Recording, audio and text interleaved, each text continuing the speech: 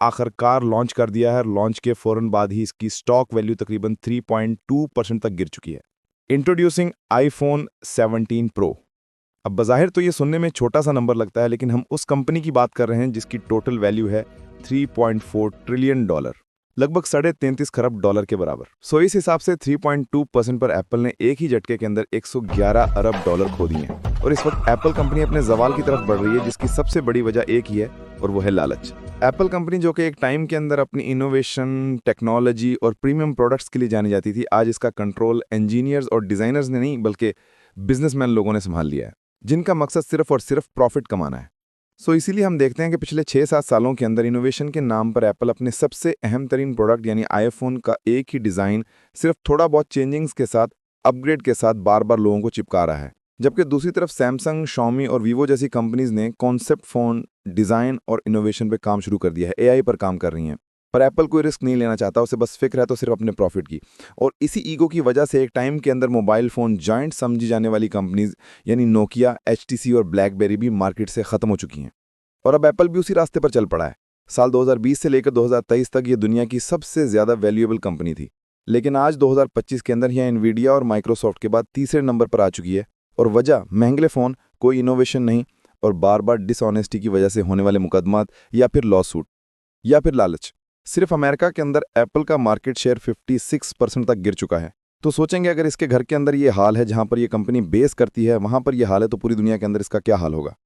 South America, middle east, America और इसके अलावा एशिया के अंदर जो लोग पहले आईफोन इस्तेमाल किया करते थे, अब सैमसंग, शॉमी, हुआवे और गूगल पिक्सल जैसे फ़ोन इस्तेमाल करने लगे हैं, क्योंकि ये वो कंपनीज है जो कि आईओएस स्मार्टफोन्स को जदीद बनाने पर काम कर रही हैं, फोल्डेबल फ़ोन बना रही हैं, नए इनोवेशन आइडियाज़ पर काम कर रही हैं और सबसे बढ़कर इस तमाम इनोवेशन को एप्पल से इंतहाई कम कीमत पर बेच रही हैं। लेकिन अगर एप्पल की बात करें तो पिछले 2 साल से एआई इंटेलिजेंस के नाम पर प्रॉमिस करने के बावजूद भी अब तक इसको अपग्रेड नहीं किया गया। इसकी एआई एजेंट यानी श्री को कोई बहुत ही मुश्किल से कोई टास्क समझ में आता है और इसके अलावा ज़्यादातर टास्क के अंदर ये गलत इन्फॉर्मेशन भी देती है। पिछले 6-7 सालों के अंदर कैमरा की लोकेशन को बस यहाँ वहाँ बदलकर और थोड़ा बहुत कैमरा और प्रोसेसर्स की अपग्रेड के नाम पर आवाम को चूना लगाया जा रहा है। इनोवेशन के नाम पर वो फंक्शन चिपकाए जा रहे हैं जो कि सैमसंग 8 या 10 साल पहले दे चुका है। मिसाल के तौर पर यह ड्यूल कैमरा डिस्प्ले यानी फ्रंट और बैक कैमरा की वीडियो एक साथ देखी जा सकती हैं। फ़ोन को स्लिम करके या पतला करके बेचा जा रहा है और इसको इनोवेशन कहा जा रहा है, जैसे ये कोई मोबाइल फ़ोन ना हो बल्कि फिल्म की हीरोइन हो। ऐसा लगता है कि एप्पल की टैगलाइन थिंक डिफरेंट से डू नॉट थिंक बन चुकी है और इसी से तंग आकर अब इन्वेस्टर्स ने भी हाथ खड़े कर लिए और एप्पल को बोला है कि बेटा तुमसे नहीं हो पाएगा, क्योंकि एप्पल लोगों की डिमांड सुनने की बजाय इन्वेस्टर्स की डिमांड सुन रहा है, जिनकी डिमांड ये होती है कि नो रिस्क और मोर रिटर्न। इनोवेशन के नाम पर एप्पल $3000 की एप्पल वीआर बना रहा है जिसकी किसी को ज़रूरत नहीं है। ऐसा लगता है कि मेन प्रोडक्ट पर इनका कोई फोकस नहीं है और यही वजह है कि लोग अपने कई साल पुराने फ़ोन्स को इसलिए अपग्रेड नहीं कर रहे क्योंकि इनको इसकी ज़रूरत ही महसूस नहीं हो रही कि कम से कम 800 से लेकर $1800 वो किस चीज़ की अपडेट कब बढ़ेंगे। सो जो लोग ज़्यादा सियाने हैं वो थोड़े से पैसे खर्च करके अपने पुराने फ़ोन को ही नया बना रहे हैं, जैसा कि आप वीडियो में देख सकते हैं। और जो कुछ बचे खुचे कस्टमर हैं वो सिर्फ आईफोन को स्टेटस सिंबल के तौर पर खरीद रहे हैं। इनको हार्डवेयर, सॉफ्टवेयर अपग्रेड से कोई मतलब नहीं। इन्हें मतलब है तो सिर्फ कलर के नाम पर स्मार्ट कलर के साथ और बस नए नंबर यानी 17 सीरीज़ के साथ, जो कि इन्होंने हर सूरत खरीद कर लोगों को दिखानी है ताकि वो अपने आसपास के लोगों को ये यकीन दिलवा सकें कि वो अमीर हैं, फिर चाहे इसके लिए इनको कर्जा उठाना पड़े या फिर कोई अपना एसेट भी बेचना पड़े। बाकी कुछ पुराने लोग ऐसे हैं जो कि एप्पल के इकोसिस्टम की वजह से इसको छोड़ना नहीं चाहते। मिसाल के तौर पर एक बंदा अपने एप्पल मैक, अपनी एप्पल वॉच, अपने एयरपोर्ट्स को एक ही साथ इस्तेमाल कर सकता है।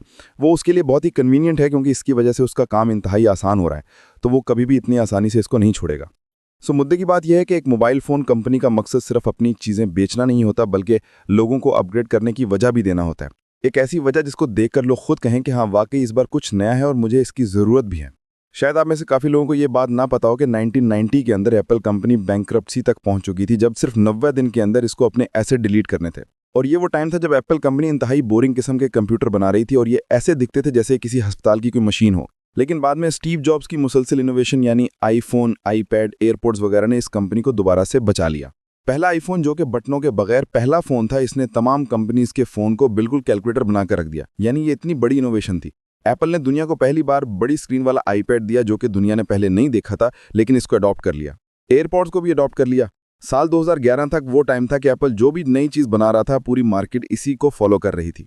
मगर फिर इसी साल 2011 के अंदर स्टीव जॉब्स की डेथ के बाद टिम कुक जो कि सप्लाई चेन से आया था, इसने एप्पल को इनोवेट करने की बजाय सिर्फ इसको थोड़ा सा बेहतर करने पर फोकस किया और सिर्फ प्रॉफिट को अपना मकसद बना लिया। एप्पल की प्रोडक्ट्स की सप्लाई चेन को बढ़ाया, इसको पूरी दुनिया के अंदर पहुंचाया, लेकिन प्रोडक्ट की क्वालिटी पर फोकस नहीं किया। एप्पल ऐप्स के जरिए 30% का प्रॉफिट ये डेवलपर से लेना शुरू कर देता है। और इससे भी बढ़कर एप्पल इंटेलिजेंस, जिसको इनोवेशन बताकर पिछले साल इसने बेचा था, वो असल में दरअसल 2026 के अंदर जाकर काम करने के काबिल होगी। पर हकीकत यह है कि लोग इसके लिए पहले ही पैसे दे चुके हैं, यानी उस चीज़ के लिए पैसे दे चुके हैं जो वो अभी तक इस्तेमाल ही नहीं कर रहे। माइक्रोसॉफ्ट, इनवीडिया, ओपन एआई जैसी कंपनीज ने इसी आर्टिफिशियल इंटेलिजेंस को अपनाकर खुद को दुनिया की सबसे वैल्यूएबल कंपनीज के अंदर बदल लिया।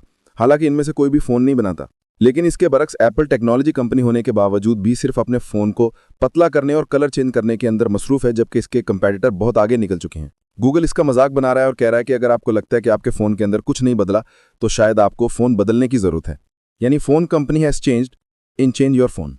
इस वक्त मार्केट के अंदर 3 मरतबा फोल्ड होने वाले फ़ोन आ चुके हैं, लेकिन एप्पल हर साल सिर्फ अपने वॉलपेपर्स को और अपने थीम्स को चेंज करके इसको इनोवेशन कह रहा है। ये कंपनी सिर्फ अपने लॉस के डर से कई सालों से डिफेंसिव अप्रोच को अपना रही है कि बाकी लोगों को नई चीज़ ट्राई करने दो, हम आखिर में लेकर आएंगे और सबसे बेहतर।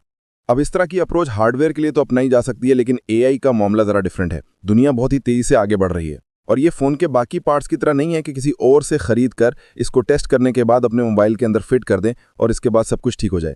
आर्टिफिशियल इंटेलिजेंस एक पूरा लर्निंग सिस्टम है और वो तभी बेहतर होता है जब लोग इसको ज़्यादा से ज़्यादा इस्तेमाल करें। जैसे गूगल का जेमिनाई सबके लिए फ्री है और लोगों की चैट्स को और सर्च को पढ़कर खुद को हर टाइम के साथ बेहतर भी बना रहा है। पर दूसरी तरफ एप्पल अपने बेसिक एआई को भी अपने हर फ़ोन पर इस्तेमाल नहीं कर रहा, बल्कि अपने फ्लैगशिप सीरीज़ को भी सिर्फ आने वाले 2 सालों के अंदर ऑपरेट करेगा। यानी साफ तौर पर यह देखा जा सकता है कि एआई की रेस के अंदर एप्पल मुसलसल बाहर होता जा रहा है। और आप सभी लोग जानते हैं कि एआई मुस्तकबिल के अंदर ज़िंदगी का हिस्सा बनने जा रही है, लेकिन अगर एप्पल इसके अंदर पीछे रह गया तो इसको कोई भी इस्तेमाल नहीं करेगा।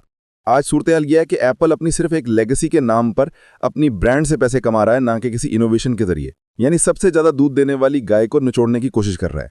और ये दूध देने वाली गाय और कुछ नहीं बल्कि एप्पल का आईफोन है। आप जानते हैं कि दुनिया का कानून है कि जो भी वक्त के साथ खुद को नहीं बदलता, वक्त उसको वहीं पर छोड़कर आगे बढ़ जाता है।